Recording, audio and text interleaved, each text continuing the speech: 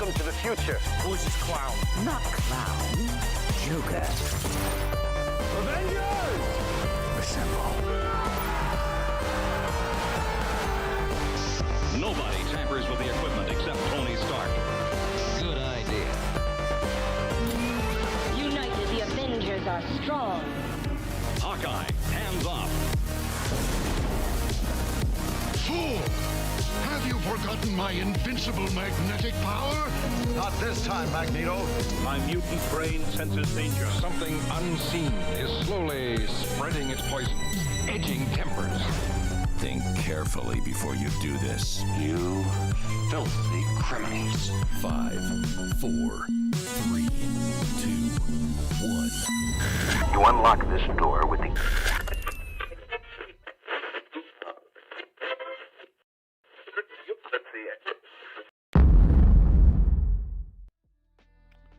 All right, welcome one and all to Two Fat Guys Pull List episode / issue 162. I hope everybody's having a great evening tonight. I hope everybody enjoyed the new intro or the very ending of the intro. It's been great. But it is not just Jim tonight. Nate is here. I'm just kind of opening up the show with my face, and then we'll get to his face, because that's what everybody's here for. Everybody's here for his face, not mine. I know that. So I'm just trying to eat it up as much as I can prior to us doing this thing. But anyway, welcome to everyone that is here.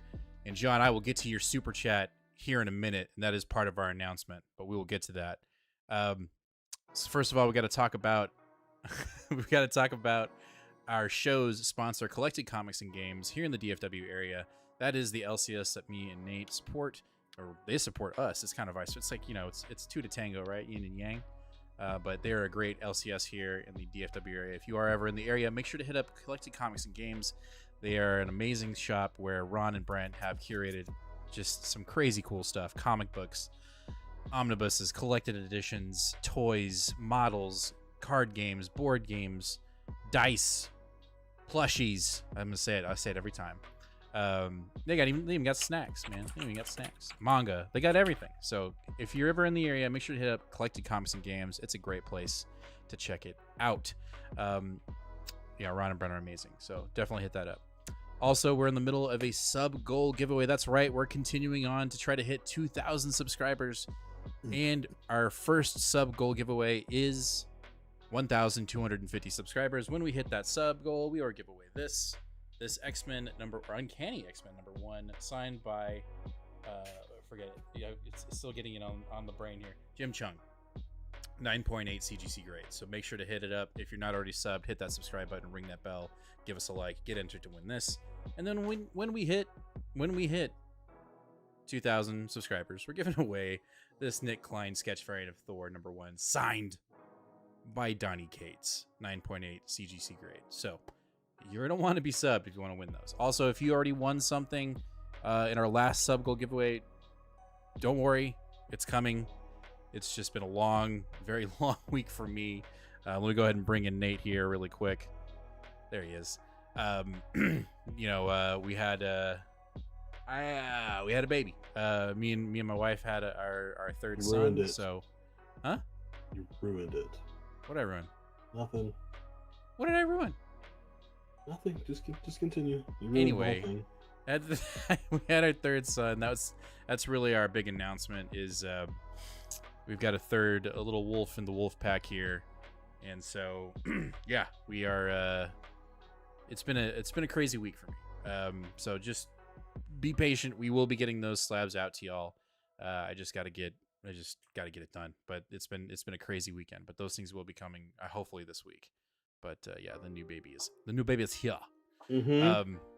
So let's. I guess we can go ahead and just get right into the show. I guess and Stop. Wait. So forgot the important stuff. I know I fucked up the. Man. I fucked up the bit. Anyway, big announcement. So not your baby. That's not the important thing. Also, the real important thing. So as you can see, John has super chatted. That is right. We are now in our first tier of monetization here on the channel. That means you can super chat if you'd like. you can become a member of the channel. We have our first member tier open, a basic member tier, the first issue, which is what it's called. You can just support the show basically through that as well. I believe we have it set at $3.99, so it's the price of a basic comic a month. You can support the show by becoming a member, and if you become a member, you get access to these cool little loyalty badges and emotes. Let me put it over here. Yeah, I had some fun making these. I made it kind of 8-bit oriented, so new members will get the 1-up badge. At 1 month, you'll get a bow and arrow. At 2 months, you'll get a sword. At 6 months, you'll get a Viking helmet. At 12 months or a year, you will get a chest, like a treasure chest. At 2 years, you'll get a key. I probably should have switched that. You get the key first, then the treasure chest, right? And then at 36, you get a greenish emerald gem, and then if you do for 48 months, you get the gold. You get the gold gem. So those are our loyalty badges right there. And then you get custom emotes. You get my face, you get Nate's face, you get a patois, a pick of the week emote, and you get a beefy emote. All right. So that is what we've got currently on deck. Once we add another tier list and we get a couple members, we'll be able to add more emotes, and you'll get access to other emotes once we set up other tiers of membership. Nate and I are both working very hard to set up a Discord for the second tier membership once we get it set up. So we'll have a place for y'all to come and hang out even more, and like even more of a more inclusive, or what's the word I'm looking for? Exclusive? So what is the word? I don't know what you're trying to say. Just more interpersonal. Yeah, sure. Anyway, we're gonna set up a Discord for that, and also in those later tiers, we'll have discounts for our merch. That's the other announcement. We have merch available, and a lot of you have already gone and bought yourself a Two Fat Guys Pull List t-shirt. We got another super chat from Patty, and one in from Calvin coming in. We really appreciate that. So if you go over to our merch shop, we got all this kick-ass merch available now. We got our Two Fat Guys Pull List t-shirts. We've got our Beefy Hall t-shirts and stickers. And then I posted yesterday, Read More Comics t-shirt and sticker. It's pretty sick. It's an 8-bit style. It's just, I like it. I like the Read More Comics. We'll probably get another one that says Be Kind to One Another and Read More Comics. So I'm working on that one. But these are our first 3 items available in our merch shop. So if you feel so inclined to rock the Two Fat Guys Pull List merch, head over to our merch shop and you can do it. I think there should be some links to it on the page right now on YouTube. You can click that. It'll take you directly to our shop, and you can go ham if you'd like and get some stuff. I know, Patty, you picked up some stuff, and I think Stefan did. I can't remember. I know some people have bought some merch already. We really appreciate that. We really do. And maybe we'll do that too. We'll set up maybe in this tier, if you become a member, we'll put up a poll and we'll say, what's our next, you guys can help us design the next piece of merchandise. And then maybe, since you're part of that, maybe we'll throw you a sticker. Like that, once we get the sticker made, we'll shoot you a sticker of that. So, it's cool to become members, right? Anyway, let's stop talking about us and our stuff. Let's talk about some comics. But here, let's get to chat first, because we got some crazy shit going on in the chat right now. So John, you were our first super chat, said my top 3 of the week were Local Man, Somna, and Spine Tingling Spider-Man. My shop didn't get Devil That Wears My Face again, so I had to order one. Damn, that sucks, John. I'm sorry about that. 360, what's up? I enjoyed Carnage number 3 last week. Patty, thank you for the support. Disciple, my default faves were Avengers Twilight 2, Local Man, but only thought they were decent this week. Deadly Hands of Kung Fu 2, Coda 5, and Dear Editor 1. I forgot about that one. The rest of my pull was pretty mid. It was a pretty mid week. I will say that. I kind of agree with that. My pick of the week this week is definitely more I don't want to say feeling based, but it's more of a overall concept rather than like the book. And I think it's more of like the spirit of comics that got me on it rather than the actual book, but I still really enjoyed it. But we'll get to it when we get to it.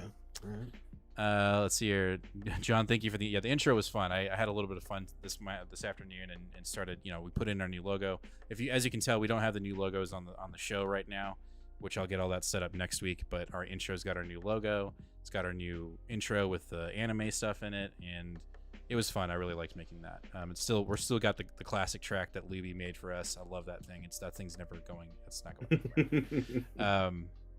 Actually, I'll take that back. Codify was mid. Those others two sucked, which sucks to say. Okay, maybe I'm glad I missed your editor then. Yep. Thank you guys for the congratulations, and we got Patty. Let's go. Thank you so much for that. Calvin, here's $5 towards the college fund. Thank you, sir. Appreciate that. He's gonna need it. Yeah, right. I got 3 of them. Merch is sick. Gotta read more comic stuff. Yeah, for sure. Oh, gotta get me to read more comics for sure. Stefan, thank you for the chat as well. Thank you. Gonna throw all these stickers on my old van. Fuck yeah, dude. Oh, Hell yeah. You gotta take a picture. If anybody gets merch, take a picture and tag us in it. We want to see that. We definitely want to see that. Pick of the week was Green Lantern, Alan Scott, number 4. Yeah, I'm we gotta kicking myself for not being on that book. We definitely need to get on that. All right, let's get to the show, right? Let's get to the actual comics that we came here for, right? Let's do it. All right, first up, we have Avengers Twilight, book number 2 from Chip Zdarsky. I'm still enjoying it. It's an Elseworld story. It's just a silly goose time. I'm having fun with it. I don't think we're moving anything massive here, but I enjoyed it. I like kind of seeing where Chip would, where he would put his characters in his world of Marvel, and I enjoyed it. The reveal at the end I thought was pretty cool, with basically Red Skull being around and he's kind of resurrected, or he's working with Ultron and they've taken over the government and all that jazz. Thought that was pretty neat. I really do. I also enjoy the art. I really like the art in this book. I think it's really fun. I love the coloring in it. I feel like it played better in this issue than the first. I agree. Or maybe I just was like, I felt better about it. I don't know. No. I think it's because you get more of a dynamic of the nightlife and like where all the action's happening. Exactly. Sorry, I was parched. Parched.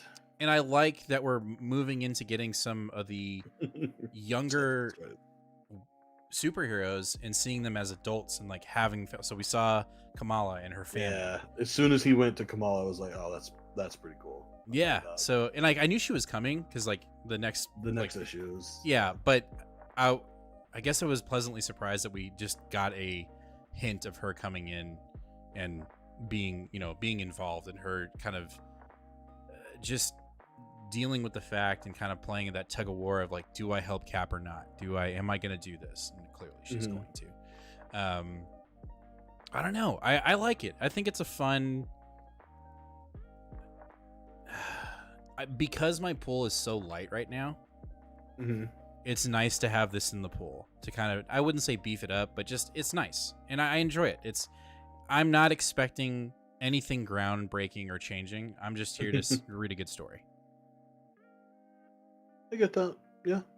I'm still struggling with it a little bit. Like, I'm going to keep reading it. It's 6 issues. It's Chip. I'm not going to not read it. But yeah.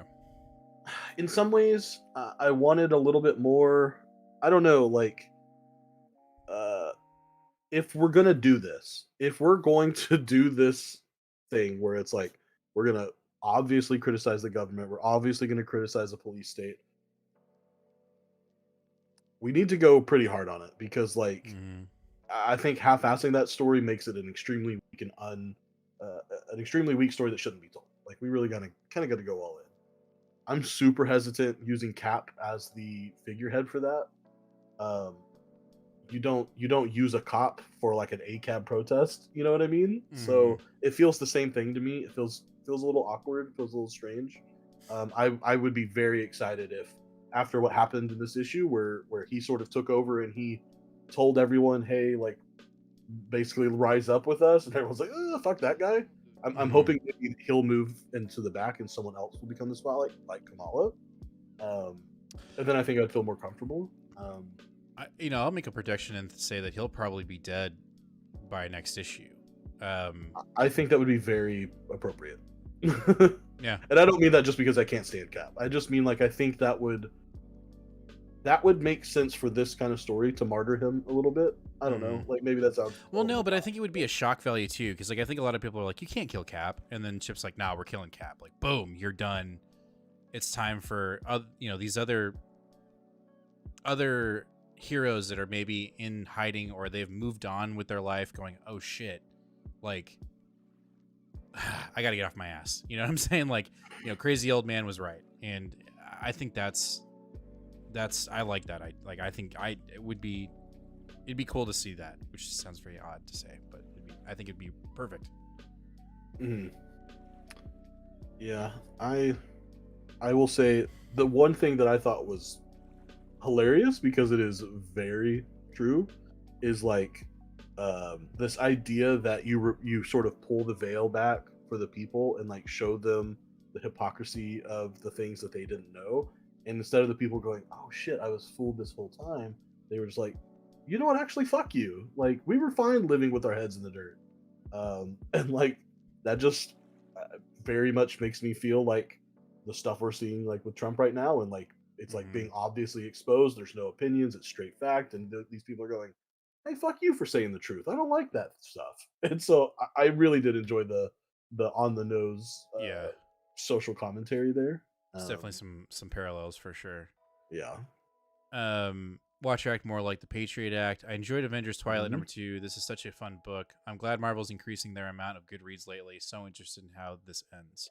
Me too. I really want to know what the what is it? H Day. And yeah, H and Day. we're getting more, like we're getting like bits and pieces here and there with that. So that's interesting. Empire says, okay, but is it Pepsi commercial? We solved racism with cops bad? I mean, kind of to me, but I don't. What up, Last?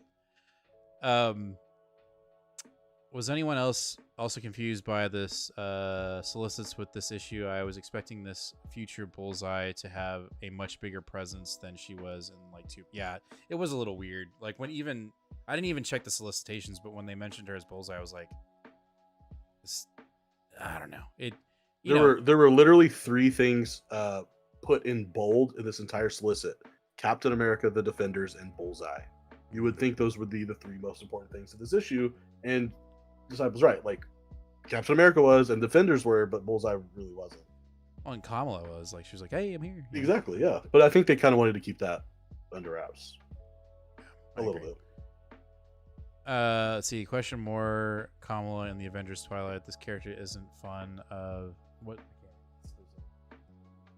Fun or interesting by any metric? I don't know. I find it. I loved her in it. I loved her in it. I'm like, the fact that she was there made me like even more excited about picking up the next issues, because I think what Nate was saying before, like Cap just seems overused, and I think I could be wrong in this, but I feel like Zdarsky knows that. Chip knows that, so he's like playing into it, and then when you flip that coin of Cap potentially dying, which again, we're just making that assumption. I think both sides of that coin, people are like, oh, how could you do this? And then there'll be us, or like, no, this is perfect for the story. Like, it makes the other heroes that are in hiding rise up. It makes them realize that Cap wasn't this crazy old man. You know what I mean? He's the only one that could stick through it. He was the only one that, he was just the one, he was the guy. So, Zdarsky is killing it in Marvel right now with solid storytelling. Right on, Ron. Hey, and it's Ron. Everybody clap a hand for Ron. That is our main man, the man of collected comics and games, the one and only. Definitely give him some props. People love Kamala. Absolutely, Calvin. All right, let's keep going. Next up, we have Dead X-Men issue #1, and let's just get it out of the way. Nate, go ahead. Roll the eye. Let's just get it. So we can all hear it.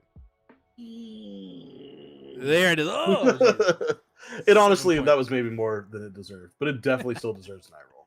Well, because you've been out for so long.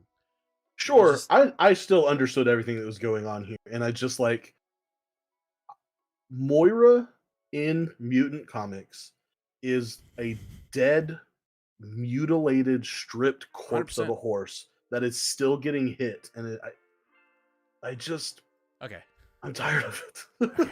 It's valid. That's valid. That's it. That's all I have to say about this issue. Okay. So you tell me why I'm wrong, and it's good. I'm not saying you're wrong. I think you're valid in what you're saying. It's this book for me. Just it's and last, you can let me know if we're in the same lane here. I loved the hell out of this book because it felt it felt the closest to the concept we originally started 5 years ago, or however long it's been. Close to that. I just felt genuine. It felt like Fox was trying to stay close to the source material, in the sense of who Moira was and what she meant to the whole Krakoan era movement. And I liked that we're getting this kind of side story that we never were really wanting, which is, hey, Moira has a voice too, and it's not this AI driven, we got a version of Moira that's just like out to get hers, right? And she's still technically human. I liked that. And when it ended, it's like, and this is the reality where Moira always wins. And like, to me, that always wins thing, whether it's, the phalanx always win or the mutants always win, I like that. That to me rings true through the entirety of the storyline. And so, like, I think those words, whoever's saying it to their own reality, is incredibly powerful. So I liked it. I thought that was cool. I like the team too. I really like this team. I love the team. I love the team, awesome. And I do think you're right. I think Fox does an amazing job of like he knows what's up. Like, he's fully filled in on like what's been going on for the past 4.5 years. And I do respect that to a high degree. Yeah, and then now, don't get me wrong here. I felt like the artwork shifted halfway through the issue. Like, and I don't know if that's because like we were jumping. If it makes sense if we're jumping realities, right? Like, it felt like it shifted because when we got to the very the quarter end of the very end of the book, like where we jumped into that reality where it was just dystopian and you couldn't breathe, that artwork looked phenomenal. And it just felt like there was tonal shifts every time we jumped, which there were 3 different artists on this one. Then stylistically, that's badass. I like it. And when we got to that part where we see Moira and she's kind of in this, what's the movie? The dystopian movie with Nick Fury, Fury Road. What's that? Thunderdome, bitch. What is it? Mad Max. That's what I'm trying to say. Thunderdome, bitch. That's our next shirt. I don't know. I liked it. I thought it was cool. Last Dead X-Men was fun. This was what Krakoa Age should have been. Big fun, or big fight right then to an alternate future. Another big fight, another alternate future that keeps changing until we get get to where we are looking for. X-Men's biggest impact for Days of Future Past. Mutants' future depends on the actions they do here and now. Omega's has her own future with mutants winning. Oh yeah, the Omega Sentinel, or always lose on that premise. No, I think I think we're right there. Almost bought that X-Men. Interested to hear everyone's opinion. I understand though what Nate's saying, and it's because you've been detached. Krakoa does feel, because of the lack of energy, and I'll say that rather than narrative, for Krakoa, it just feels like we're beating a dead horse. And I feel like Dead X-Men is kind of like an ode to at least this issue. Now, who knows where this mini goes, right? It could just and just completely sidewind off. But I just think this was a nice little answer to say, hey, we still understand, and who knows? We don't know how it's gonna end, I think we do. And that's the other thing I will say. This group of mutants, this X-Men, these dead X-Men, they are being told Xavier just wants to find Moira and to convince her not to implement Krakoa. When we both know that's a bold fucking lie, right? He's going to kill her. Like, that's the plan. Does he succeed? We don't know. But that's the thing that got me like the most like kind of pumped and pissed off about the issue, was that these X-Men are being told, find Moira so we can get to her right before her manifestation of her powers, so we can just talk to her. And we both know that's not the case. They're gonna shoot her. She gonna die. And so like we're already getting glimpses of, like you were saying, Nate, of Xavier just turning into this cold, calculated manipulating piece of shit, and he's doing it right here. So we'll have to wait and see. Do we see why Hickman should have stayed? Ultimate Spider-Man and Gods are moving mountains of hype. This could have been X-Men. Take it up with Hickman. Take it up with Hickman. Yeah. He was the crybaby about it all. This isn't anyone's fault but Hickman's fault. Because he wanted Hickman's out. fault is the reason why you didn't get what you wanted. No one else is to blame. Especially mutant lesbian D&D stories were amazing. That's my favorite part of the Krakoa. Like, sure, there was a little bit too much X-Men, especially the Jerry Gary run seems to have really gotten kind of sloppy lately. X-Force and Wolverine definitely went on for way too long. Yeah. Why get to have 50 issues each. But no, I don't agree at all. I think some of those, there's literally only one single person that you can blame and other people that, wanted that style of mutant comics. That's Hickman. He threw a fit. He said, "You're not giving me my candy, took my toys away. Boo-hoo, I'm going to do Gods and Spider-Man." And you know what? I'm out. I'm glad because I like those comics. They're great. He dipped out, and it's because they didn't want to end it the way he wanted to end it. Now, I will say, I would love to see how he actually wanted to end it. I will say that. Sure. Yeah, but for sure. he also didn't want to wait. He wanted to tell the story he wanted to, and Marvel was like, "Yo, we're pushing." And to be honest, and like you said, there are some comics in the past 5 years that have not been. They're like, why did this exist, right? But then there have been other ones that have been silly goose times and fun. I mean, we both loved. I can't even remember. There are a ton of them that came out that we liked, that were little like 3-issue, 4-issue runs that were really fun, and I'm sure they'll get mentioned. All Teeny Howards. Yeah, Teeny Howard stuff was great. What was Stephanie Phillips? Did she do some? What were the ones with Leia Executors? Williams, X Factor was really great. Yeah. Is it? That was like Executor? 10 issues. So it's not... Why can't my brain cannot work today? Oh, are you talking about shit? I can't even think of it either. Extremers. What is it called? Going with Jubilee. Yeah, I know what you're talking about, but I can't remember what it's called. Is Jubilee, Dazzler, X-23, Boom Boom. I can't remember if they're Polaris. Starts with an E. I think it's Executioners. Execution. Well, I liked that one. I thought that one was dope. So, anyway, Dead X-Men. I'm here. I'm for it. I love it. It's great. There are a couple that I'm not. That I'm not jumping. Like I'm not doing Cable. Maybe that's a mistake.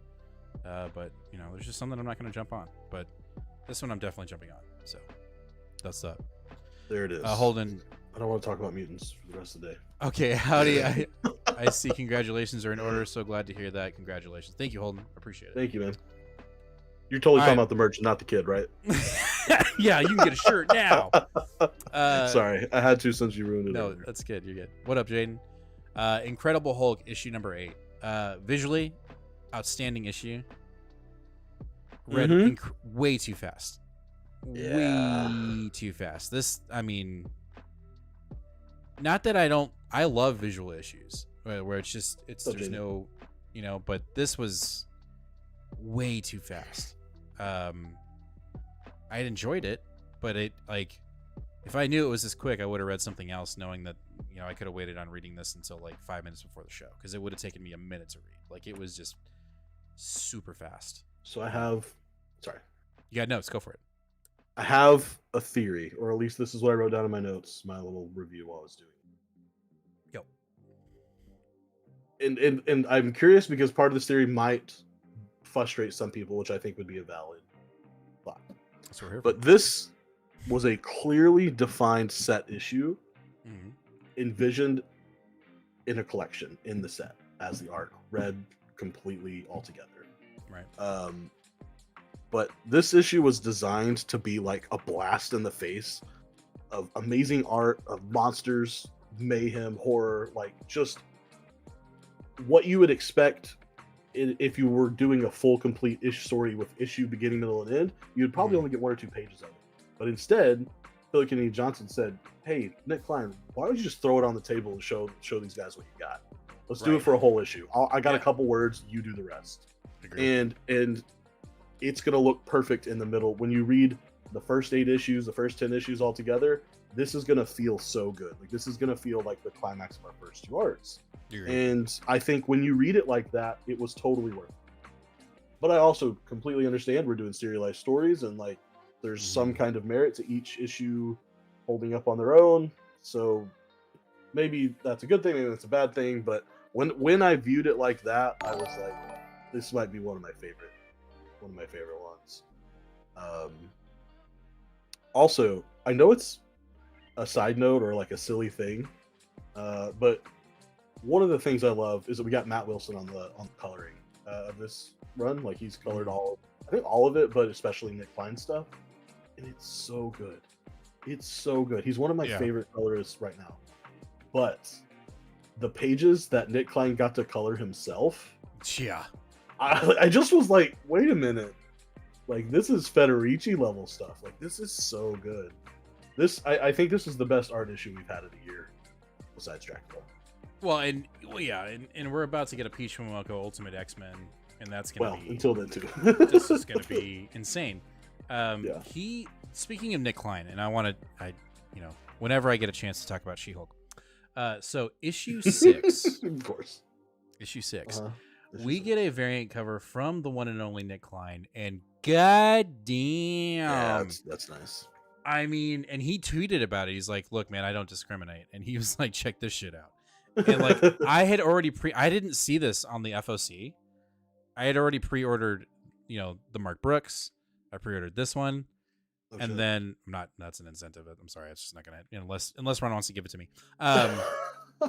Then when I saw that, I was like, I immediately got on to Comic Hub and ordered this one. So for issue 6, I'm buying 4 out of the 5. Yeah, 1, 2, 3, 4. Yeah, 4.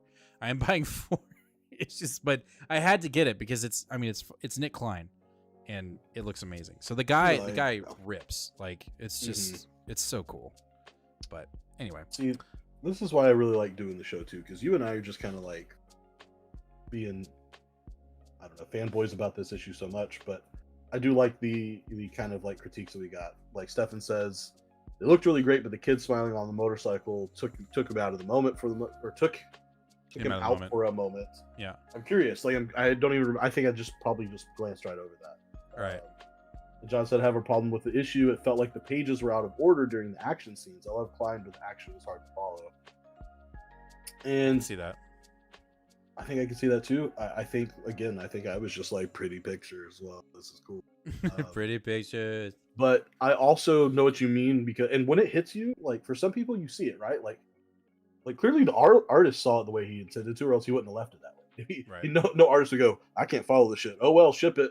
You know what I mean? So like some people are going to see it the right way. I think maybe I did, but there's another issue we're going to cover later on that I just looked and I was like, "What the fuck is happening here?" So I think I know. Yeah. I think I know exactly what you're talking about, and we're gonna have very different opinions on that, and that's fine. But I think I know exactly what you're talking about. All right, let's keep going. All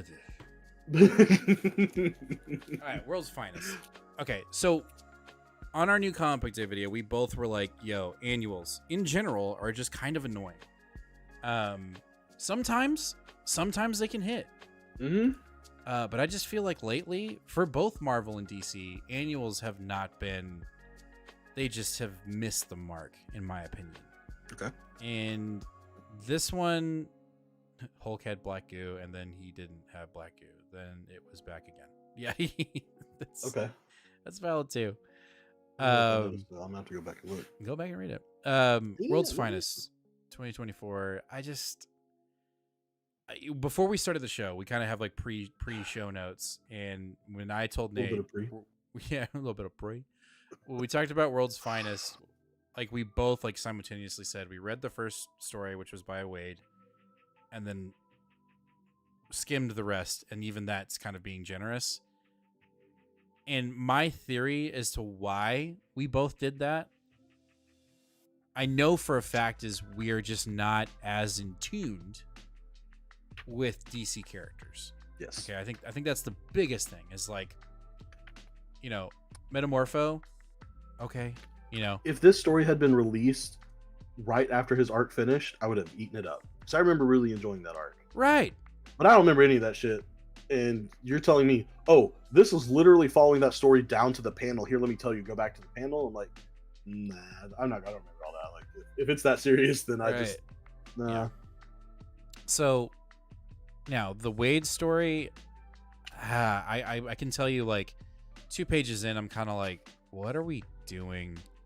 But then, you know, Green Lantern Arrow dies, and then we get like an oh shit moment. I was like, okay, this seems kind of neat. And then we got the hook at the end saying, you know, to be continued in World's Finest.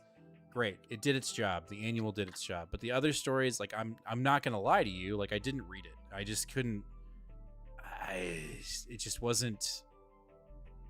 I'm sorry, like, I failed our community, but I just couldn't read it. Like, I wasn't invested in it, and I was already kind of not really excited about this annual because I'm just not. I feel like I've been burned too many times with annual. I remember this week I talked to Mike at the store, and I kind of hashed this out with him and said, this isn't even DC's fault. I feel like it's more Marvel's fault. You know, we got into the annuals with them when we first started, and it was all these different individuals have the Infinity Stones, and both of us were fucking hyped. Right? We were both like, this is dope. Nothing ever happened with it. Yeah. Nothing ever happened with it. That one. And that was one for sure. And then what was the next one? The next one was the Black Cat annuals, which, No, the Black Cat was tied. They were tied into all that. Tied in that. Okay, yeah. So then this past summer, it was the Champions Contest of Champions and I was like, nope, I'm out. I'm not doing it. Not even. I read the first thing. I was like, nah, I'm good. And so that already made DC kind of like, in my opinion, go like, I'm not doing it. And initially we had Batman and Robin. Batman. I forgot that was this week. Yeah, we didn't. And I didn't pick it up, and so I kind of feel like I shouldn't have picked up this one. The only thing I'll say is, like, if this villain that's in this annual is a new character, then maybe that is the only significance. I doubt it is, because the whole reason for Mark Waid is that he's retconning or conning in new, like, weaving in new stories into existing storylines. But in the first one, he created that, whatever that guy is. That guy was new. Oh, Thunderboy? No. Well, yeah, he created that aspect of him, but I'm talking about the devil. That's a new guy. Oh yeah, that's true. So maybe that's a benefit to it, but overall, it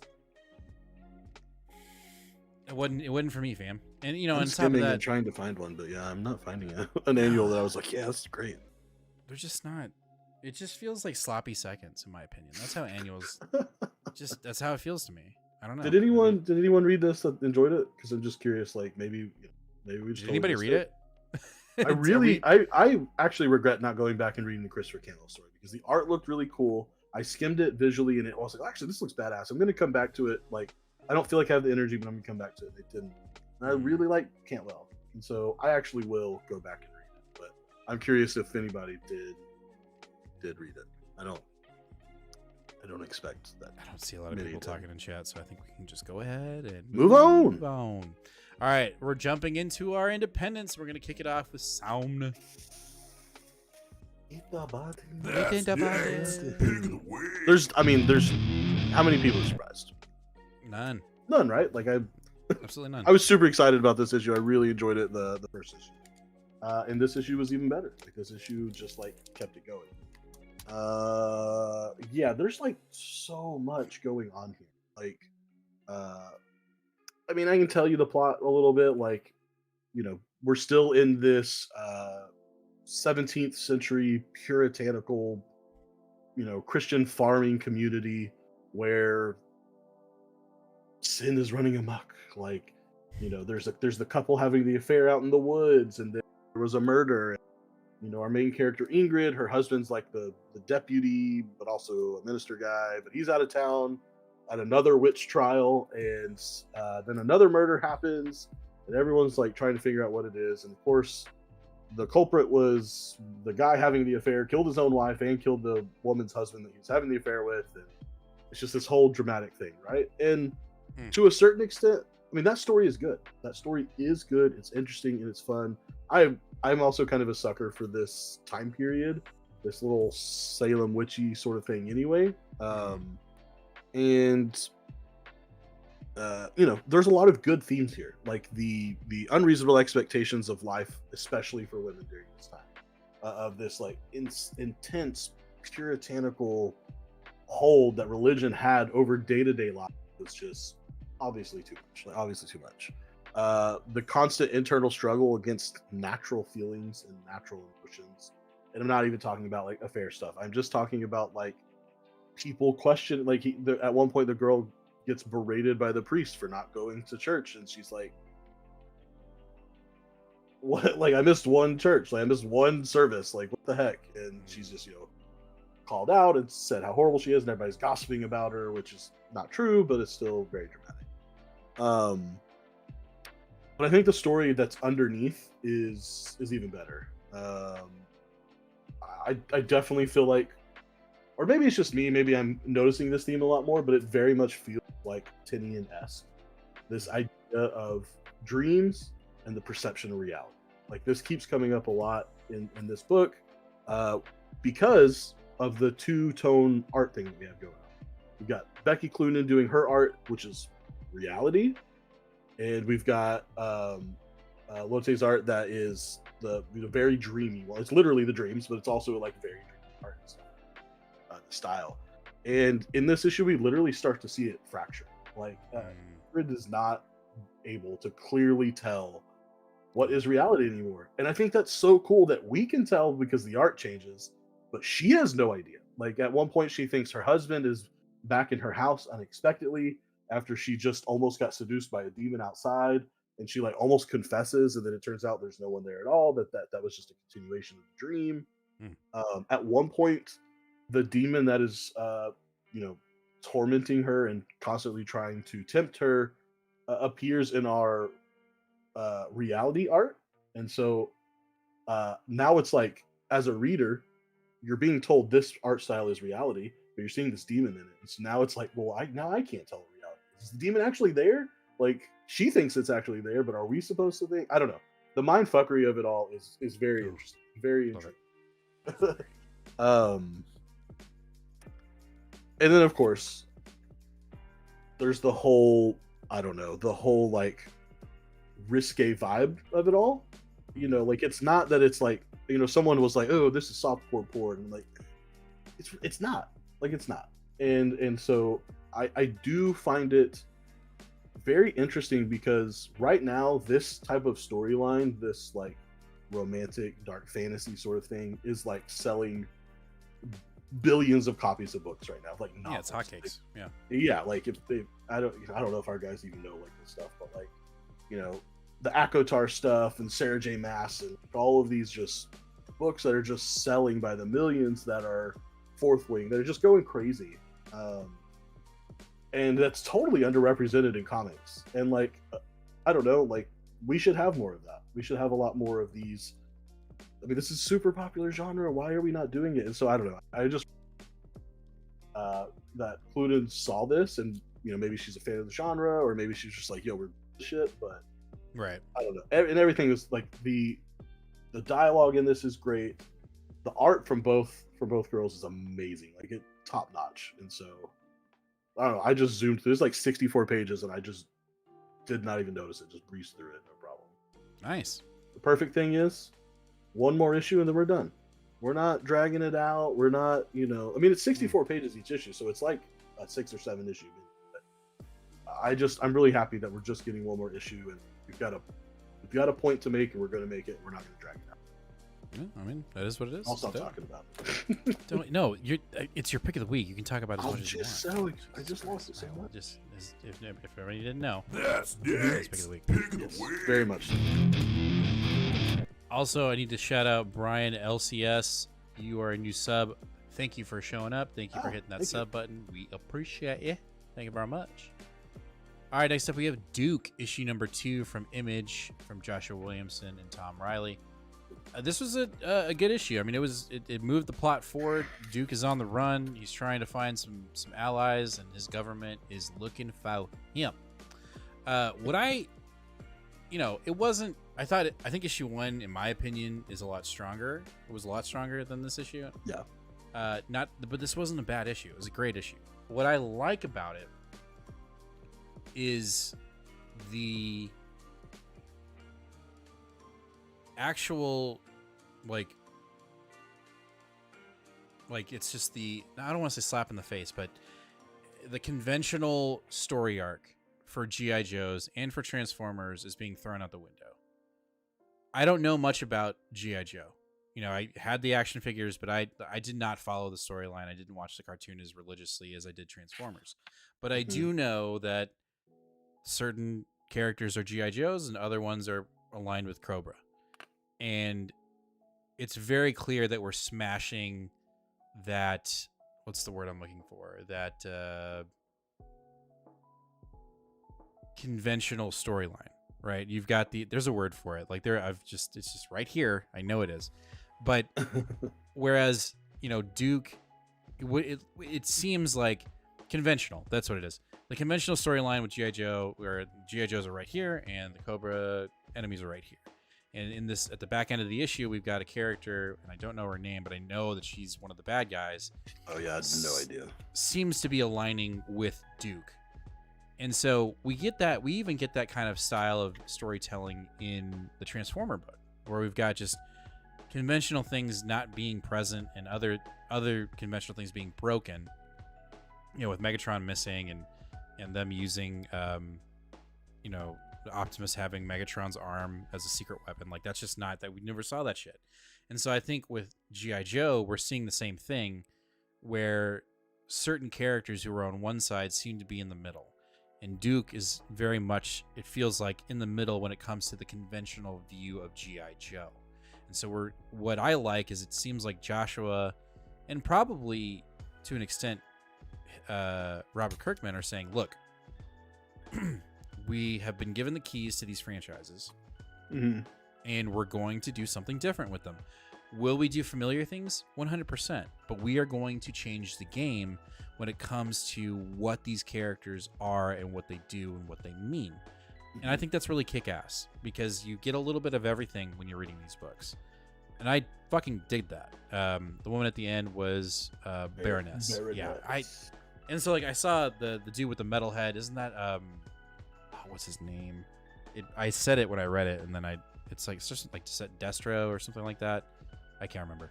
But again, you're just seeing their conventional stances within the original continuity being put in different directions, and I think that's really cool. So, you know, obviously I'm waiting for Snake Eyes. Like, when's that fool showing up? Like, I'm ready for him to show up. It'll be interesting to see what side he's on, if he's on a side at all. But overall, I think, you know, the artwork I thought was fantastic. I think the action sequences were really cool. I think Duke and Transformers and even Cobra Commander, all of them have that in common. And Void Rivals. We're getting these awesome, grandiose panels in these books. Big action, big movement, lots of color, a lot of direction. And I think that's great. I think that's it's keeping these books even more in the forefront. If they didn't have those aspects, then I'd say, oh, I don't know, I might be teetering a little bit. But I'm not. And that's saying a lot, because, again, I like G.I. Joe, but I'm not a massive fanboy for G.I. Joe like I am for Transformers. Destro, there you go. The only thing I would add is, I mean, I agree with everything. It sounds like lasers. I would say that maybe this issue leaned a touch on me recognizing anybody but Duke. Right. I just like this. I mean, yeah, it felt fine. Like, the story felt good. I really like the art in this. I really like the artist's style here. But it felt very like run of the mill, sort of kind of kicking the plot down the road, but nothing like too extravagant. I feel like it would have been better if I knew. Which is okay. I know we can't do it too much, but I'm willing to let a few issues of that let happen, because I know there's a little bit of expectation that you kind of have an idea of some of these. Right. Like, I totally lost in Transformers last issue Transformers has like, who's this robot? He's like one of the most important ones that everyone should know, right? Oh, Megatron. Yes. Oh, in Cobra Commander. Yeah. Sorry, yes, in Cobra Commander. My he's bad. the big bad dude. He's well, he was in the last Transformers too. He was like in a mountain or. Yeah. I don't know, dude. That's the other thing. Is like connecting these dots is all over the place. Yeah. So it'll be. They're doing it well enough that I'm still interested. What if you include Void Rivals? We're 15 issues into this energy. So we haven't had a Void Rivals in a minute, right? Are they on a break? Yeah, they're on their assigned break. They've already. I think there's for sure March is when it's coming back. Thank God, because we already know when it's coming back. I missed that. Anyway, that's all I got. All right, next up we have Kid Cudi presents Moon Man issue number 1. I already know Nate was completely and utterly disappointed with this book and is going to shit all over it. I guarantee it. But March 6th. This is my pick of the week. This is my pick of the week. But before we get into what I loved about this book, I will say there were some things that were a negative, and I will say what that is that the structure. There were very small details missing in this book that could have made this book even better, which is literally just a panel that says the next day or 2 months later or that night. Mm-hmm. That was, in my opinion, that's the only thing that's missing from this book to make it that much more enjoyable for readers that may have said, you know what, I can't follow this book. Because there are multiple, a lot of people said it was bad.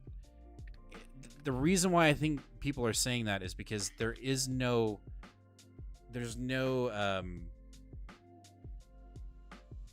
connectivity, there's no joint, there's no glue coming from here to here to here to here.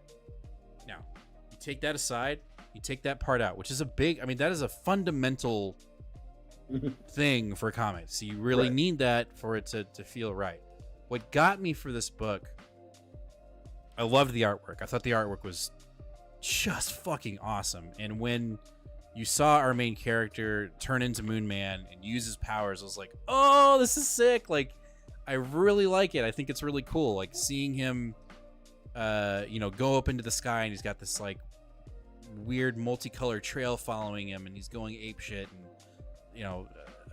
saving people. I thought that was cool.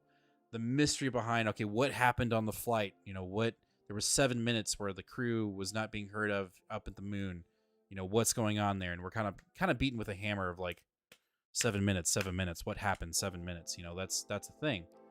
I think I honestly believe that there are bones here, that there's a foundation, that something really kick-ass is going to come together with it. I don't necessarily think it's Cudi's fault for why this book feels so disjointed. I think there's an idea here that Higgins and Cudi were working on, and if there's a big criticism on my end of why this book seems to be failing for most people, is that it feels rushed. It's like we gotta establish this new character. We've got to establish he's got powers. We have to establish his dynamic with his family, with his brother. We got to get all this stuff and we got to cram it into this issue. And to be honest, you don't. You could have set up the beginning, which is, here's this crew. They're being evaluated because something went awry on their. Thank you, Holden. We appreciate that. Thank you for becoming a member. You've got this crew who went to the moon, and for 7 minutes they could not be contacted because something happened, some kind of event. And then you could have gone into our main character dealing with the fact that something happened to him, and now he's this superhero, and he's Moon Man, and he's trying to use his powers for some kind of some form of justice within his community. Love that. But then we're packing in this corporate entity who's sending people to the moon, and they're buying up everything, and they're not really for the people, they're for the profit, and they're gentrifying everything. And And that concept is fine, but it's just so crammed in. So I can understand why people are criticizing the fact that it's hard to follow. There's a shit ton going on, but it feels like there's nothing going on at the same time. The reason why this is my pick of the week, outside of the art, was literally Kid Cudi's quote at the back of the end of the book, which is, "This book is for everyone." This idea of when I was a kid reading comics and just being able to express myself within reading comics, I want to do the same thing. And I think it takes a lot of balls to do that, especially for someone who's not a comic book writer, for someone who is a rapper and is in the music industry, to say, "No, man, I'm going to take this concept that has probably been in my head since I was a kid, and I'm going to fucking do it." If there's a misstep on anybody's part, it's Higgins. Because we know what Higgins is capable of. We've read his comics. Radiant Black, for a good while, was really good, and then it got weird. It was almost like it had structural issues with pacing and between the scenes. Correct. And that's what it is. Okay. You know, hold on. No, go ahead. One more thing I'm going to say is, one more thing. Higgins has these flash pans of like, fuck yeah. Massiveverse, that issue, the single issue of Massiveverse was so cool. We were like, "Oh, this looks awesome." And then we got Radiant Red and we're like, huh? Like that. And then we got issues of like Big Fucking Robot, Power Rangers, Space Odyssey. Woo! I'm a failed writer and I can't sleep. What are you doing? And I don't want to, I will say, I do not get that vibe here. I don't get those types of storyline vibes here. What I get is structural issues, rushed, got to get this book out quick, let's go. There's a cool idea here, let's just get issue 1 out. But I have to say, and it's probably because I'm fanboying out, what Cuddy wrote in the back end of the book got me. Because after I read that, I looked at the issue again. I just went back through the issue again after having that mindset of what he wrote and of what he was saying to his audience. I said, nah, this is cool. Like, what he's trying to do, I think is really cool. And so, yeah, like, I want, like, Ron's got a Kid Cudi Presents Moon Man poster up on the Coke machine. Oh, nice. I want to buy it, Ron, just so you know. Like, I want that because I want to put it, like, right over here. Like, I want that poster. So either if you have another one or if I had to order one, get one for me, please, because I'd love to get that. Because the artwork in this book was fucking awesome. Like, I feel like this book has potential. And so maybe I'm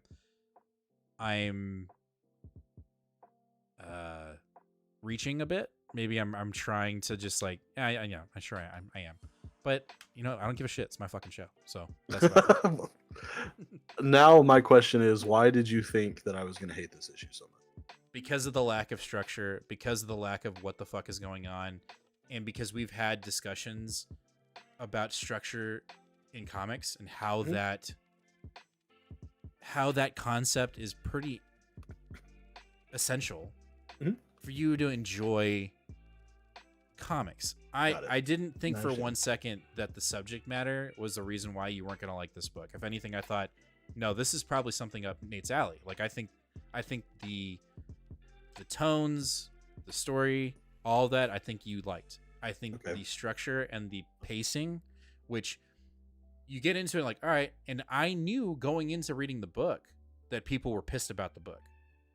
That there are videos, there are YouTube videos out there already that says Kid Cudi sucks at writing comics. And Jesus Christ, I think 50-50 that's more clickbait and just I got to talk about it because Kid Cudi's hot right now. 100%. But then there are people that genuinely think that, and you can go fuck yourself. But I just think that if there had just been a little bit more time, and it literally could have been fixed with the next day, or I think so. I think it would have given it just that much more. Like, you would. It would have helped. It wouldn't have been fixed. No, I don't think it would have. Okay, let me rephrase. It would have helped. The pacing and just like jumping from 2 pages to the next page, and that might be the other issue, is that there are 2 pages dealing with this issue.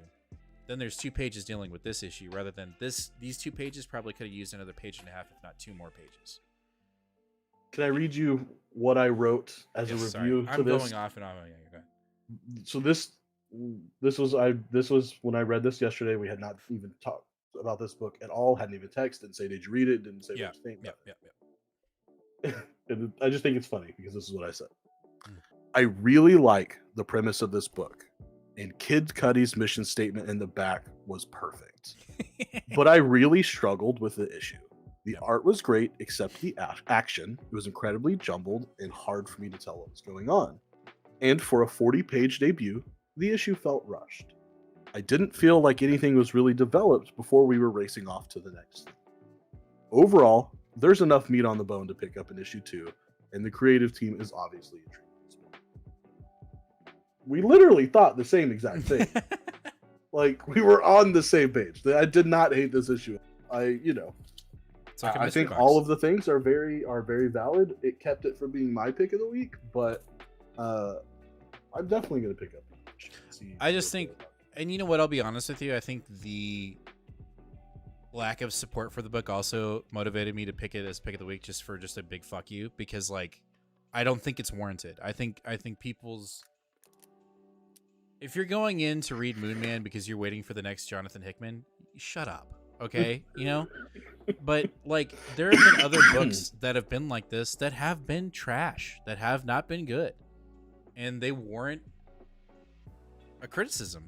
But I just don't think this one does. I think people are literally jumping on the bandwagon of shitting on the book because it's Kid Cudi and they want to. Yeah. And I think that's incredibly stupid. That's just silly.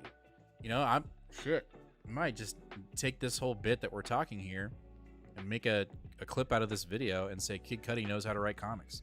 Like, you know what I mean? Like, I might do it just to be on that other side of the spectrum, because I don't think it's fair. I just don't think it is. But I enjoyed it. I agree with you. There was an action sequence where like I couldn't follow. Like what was happening was cool, but I couldn't follow. But then when you got that big, when he jumped up into the air, right, and you got that big, because there were multiple 2-page spreads in this book that I thought were just so kick-ass. And you have to believe Cudi was just like, this is what I'm thinking. And then our artist went in and said, all right, bet. And like when we get this, you know, this massive abstract entity following and messing with our main character, I was like, dude, this is up my alley. Like we got this cosmic crazy shit that just is cool. Oh shit. Look at chat.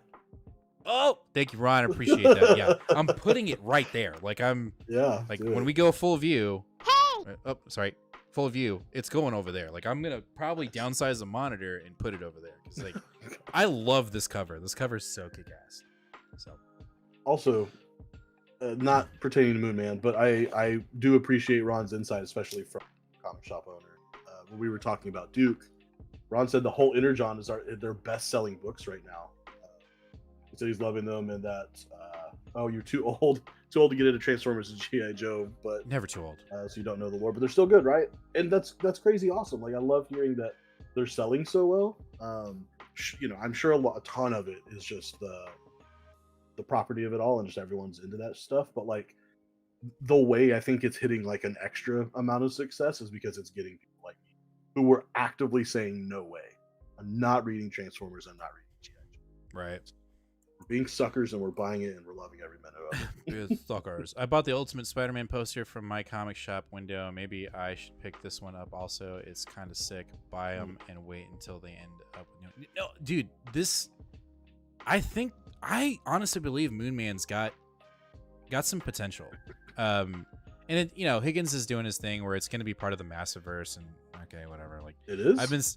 I believe so, because like they didn't say it outright. Oh, don't say well, that. Listen, hold on. They didn't say it outright, but if you look at the back of the book, like they push all the other books that are within that realm. Oh well, yeah, because this is part of his imprint. Yeah, this is but I mean, I wouldn't be surprised if like the next massive verse issue annual that comes out will be, you know, he'll be in there floating around doing his thing. If they did that, I would put another video out to amend your video. Kid Cudi can't write comics, even though it has nothing to do with him. Well, first you got to learn how to edit videos, so that'll be a minute. So. Oh, Jesus Christ. Haha, got him. Got him. Yeah. All right. All right, next up we got the devil that wears my face. The devil, the demon-possessed conquistador. Yeah, so literally, here's my review. Here's my written review of this. Devil-possessed zombie conquistador. What is it? Inquisitors. Inquisitors, that's what they're called. You say They're not called conquistadors? No, they're called Inquisitors. Devil-possessed zombie Inquisitors. Lots of blood, lots of blasphemy, the very best kind of fun. That's my review. All right, perfect. It's good. It's really good. I would say this is probably the weaker of the 4 issues. Not a lot of horror aspects, or not a lot of scary, jump out at you, evil face, make you look over your shoulder kind of horror. More like gruesome body horror. Hate that too. But it's still good, and I'm very excited for the last issue. This is, I don't know, this might be the second best horror comic. No, okay. This is one of the best horror comics I've ever read. I keep forgetting about Tinny and stuff. I was gonna say, man, like, dude, like, you gotta. It's so good though. Like I hate that it's underrepresented. Like I'm looking at where the overview on League of Comic Geek, and like I have the only review, and there's no discussion, and I'm like, it's only got 9 reviews.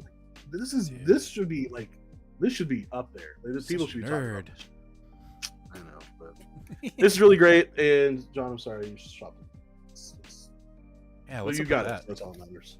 Well, John, if you it's a Mad Cave book too, so it's just not a bigger publisher. You can always order it on staycollected.com. Ronald, heck yeah, just go over to staycollected.com. Check it out. There it is. All right. Let's see, John. Agree, guys. Baffled why this gets trashed and not wholly. Not wholly. I haven't even. That book is so bad. You didn't read the second issue, did you?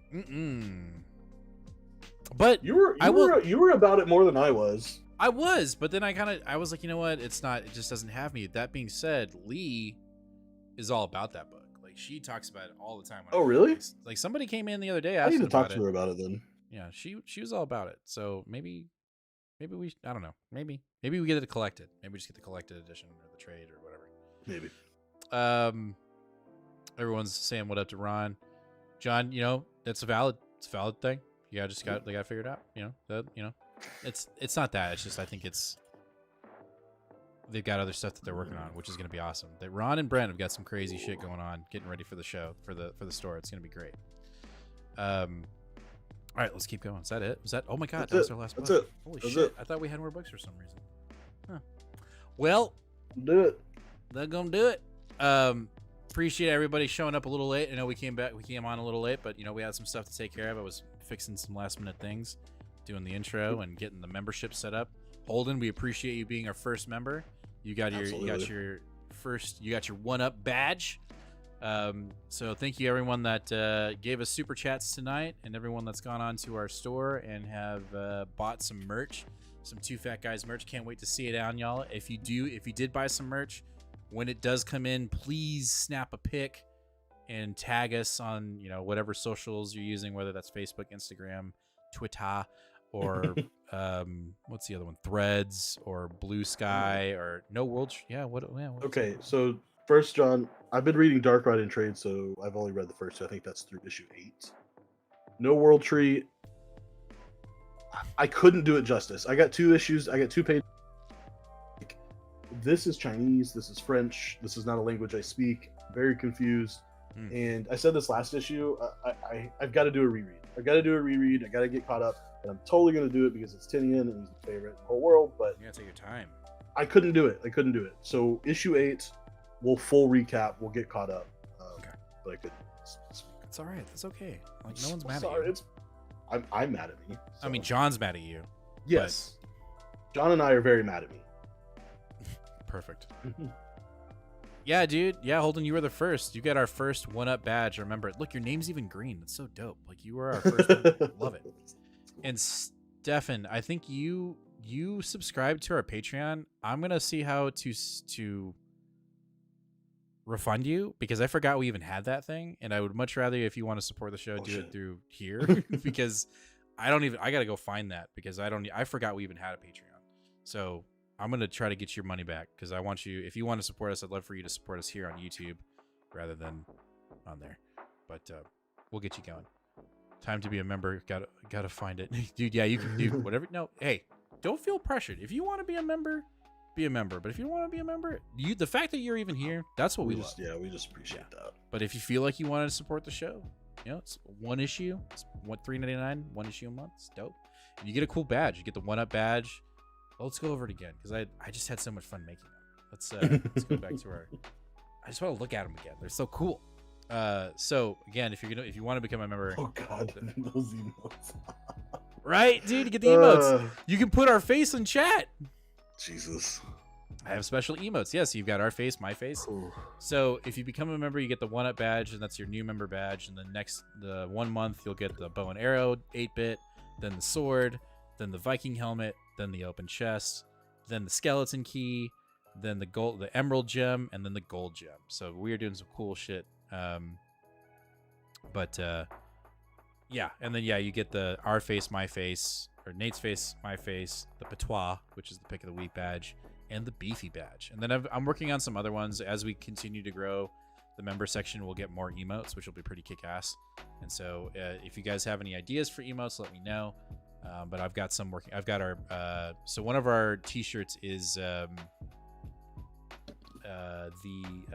beefy hall shirt. So I'm making this guy into an emote, which will be cool. And then probably read more comics, if not the 8-bit rock on hand. So working on some ideas, but yeah, just keep an eye out on our merch store as well. I'm going to put up some new stuff, but I'm really excited about it. We've got the new logo redesign here, and that's something I got to put on our show. You know, we got to change the border and the page, but we'll get to it. Like I said, I got as much as I could get done before my new little bundle of joy showed up on Friday. But anyway, thanks guys again. We appreciate every single one of y'all that are watching live, and everyone that is watching this as a past episode. Thank you so much for watching. Make sure to catch us this Tuesday for New Comic Book Day. It's a little bit of a light week, but there's still some bangers. It's going to be a good week. Light week for you, bud. But yeah, you're like an overachiever. It's like I like reading comic books or something. I do too. I just got other things I'm working on. Anyway, we'll catch you guys Tuesday for New Comic Book Day, and then we'll catch you guys live again this Sunday, 8:00 p.m. Central Standard Time. We'll talk about all those things and more. And I might stream on Friday. Oh, think about doing some Marvel Snapped. Let me know in the comments. I will not be here, but that is awesome. No. Anyway, well, I may do it. I'm sorry. The other thing I'm thinking about streaming, I may buy it, is that new Suicide Squad game, because I've seen a lot of people play it and it looks dope as shit. Oh, yeah. Okay.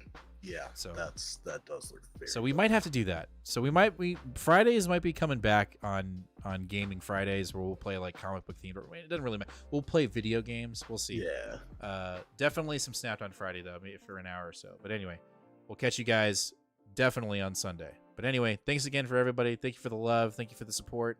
And we'll see you guys next week. And if you didn't see the new intro, start this over and watch it, because I'm really proud of it.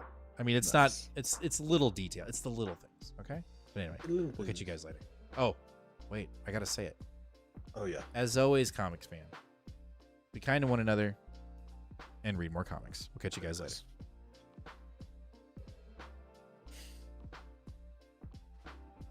Oh, no. Bad. Bad. Like what? Oh, They turned a shark into Green Lantern. I thought it was. I've seen clips. It looks cool. Like maybe I'm just into. We're simple people though. We're Man, very like, we're just simple, kind I of guess. like simple dudes sometimes. I mean, people are mad. People they killed Batman. They kill them all. Like everybody dies. It's literally in the name. Of course they kill him. I kind of want to play it. You should play it. I will play it. All right, we'll see you guys later.